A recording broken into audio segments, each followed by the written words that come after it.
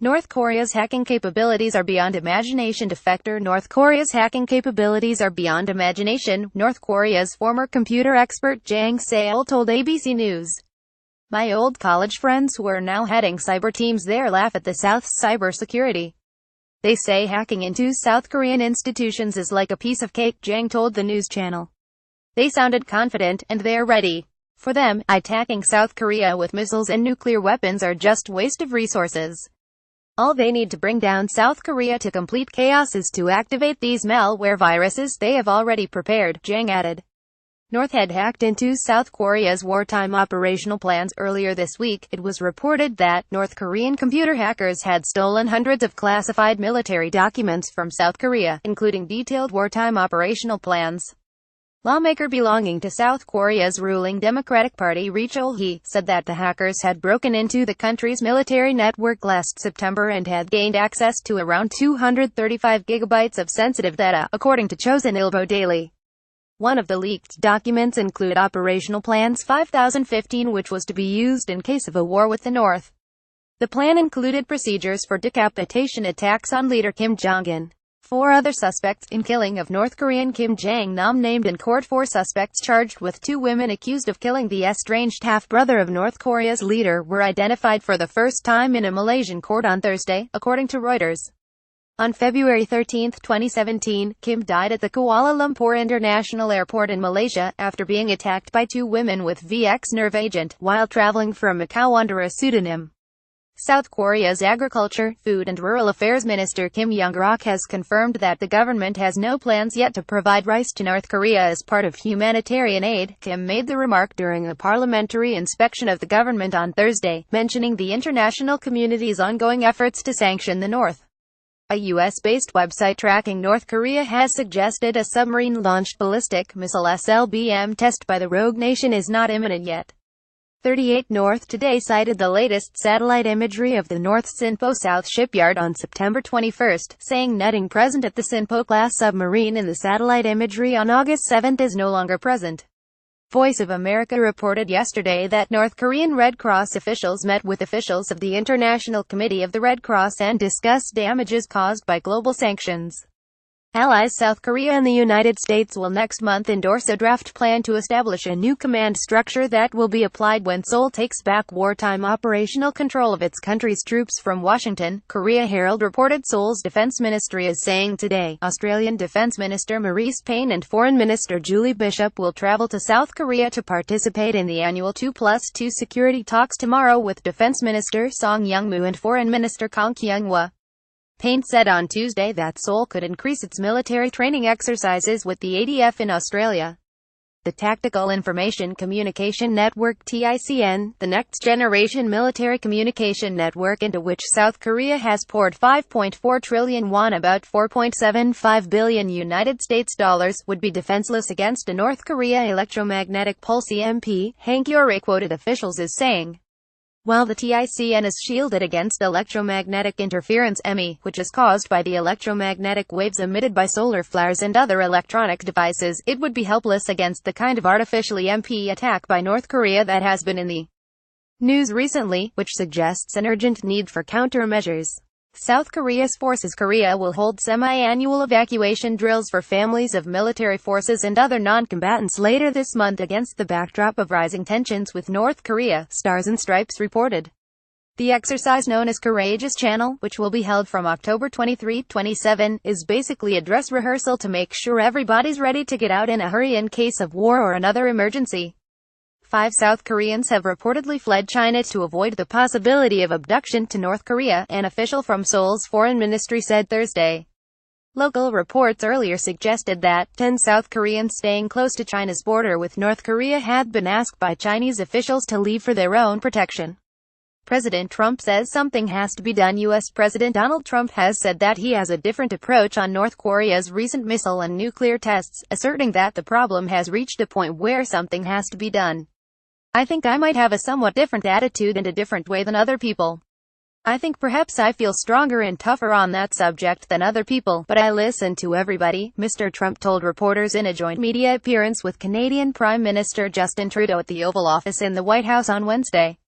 President Trump's aides in the White House have reportedly begun planning what they are going to say to him if he orders a nuclear strike against North Korea.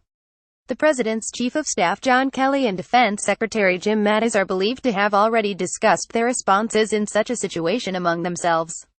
A story by Vanity Fair talks about how Trump is losing the confidence his aides had in him and is now unraveling, with Kelly trying his best to keep him from making a disastrous mistake. The Moon Jae-in administration in South Korea remains cautious about raising voices against U.S. President Donald Trump, signaling for military options against North Korea, Korea Times reported. Moon has repeatedly called for a diplomatic approach to resolve the North Korea nuclear issue, but the general consensus in Seoul is that his view is being ignored by the Trump administration. On Tuesday, Moon said the current regional situation is not favorable for us. The country has no power to resolve the current crisis or help relevant sides seek an agreement, he said. Read this captivating story of Jang Jin-sung, a poet who worked for the North Korean regime under erstwhile leader Kim Jong-il, who had to escape to China to avoid meeting a gruesome fate in his homeland. The poet talks about his experiences in North Korea, how he rose to fame there, and how he came to realize that the totalitarian government there was doing nothing but serving itself. After his meeting with Canadian Prime Minister Justin Trudeau yesterday, President Trump told reporters that he intends to have the United States nuclear arsenal in tip-top shape, while denying that he had earlier called for a tenfold increase in nuclear weaponry. The South Korean economy is strong enough to ward off a financial crisis and reach 3% growth this year, even amid rising tensions in the Korean peninsula, a senior government official said today. North Korean defectors living in northeast China continue to fear for their safety as North Korean and Chinese authorities ramp up efforts to arrest and repatriate them back to the north. Although such individuals have always been mindful of their legal status, the past year has seen a shift in policy to a point where even the children of defectors are being forcefully repatriated to North Korea. Check out this interesting presentation about the North Korean nuclear weapons program made by Reuters. It will give you a complete picture of what the program includes, when it started, and where it currently stands. North Korea reaffirmed today that it will complete its nuclear and missile programs in defiance of international pressure and sanctions. The North's Rodong Sinmun newspaper claimed in its editorial that the United States and its allies will see how the North achieves its goal of completing its nuclear forces despite their sanctions, blockades and military measures. Wisma Putra, the Malaysian Ministry of Foreign Affairs, is seeking the cabinet's approval to accredit the Malaysian embassy in Beijing with powers to handle diplomacy matters with North Korea. Foreign Minister Datuk Seri Anifah Aman, who said this, pointed out there will be no Malaysian ambassador to Pyongyang at the moment. An informant in North Korea has provided details of a Major Park Chung-kwang's corrupt and abusive behavior in North Korea's Hyesan City.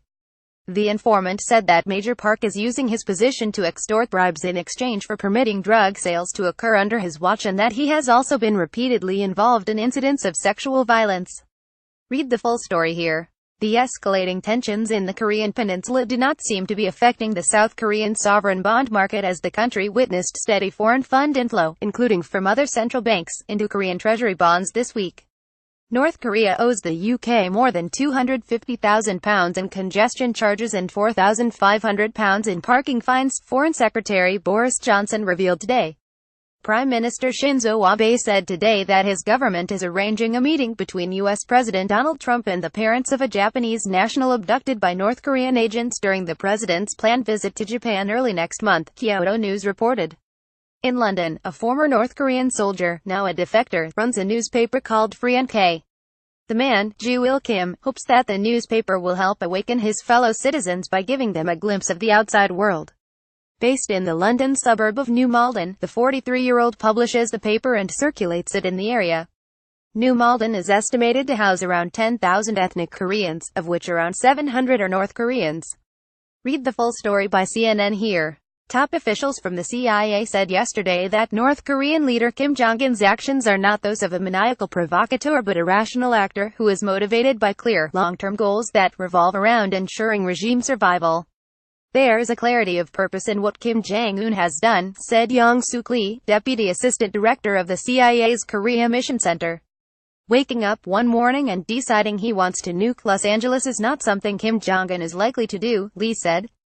He wants to rule for a long time and die peacefully in his own bed. The price of gold has touched a two-week high amid increased tensions between North Korea and the United States.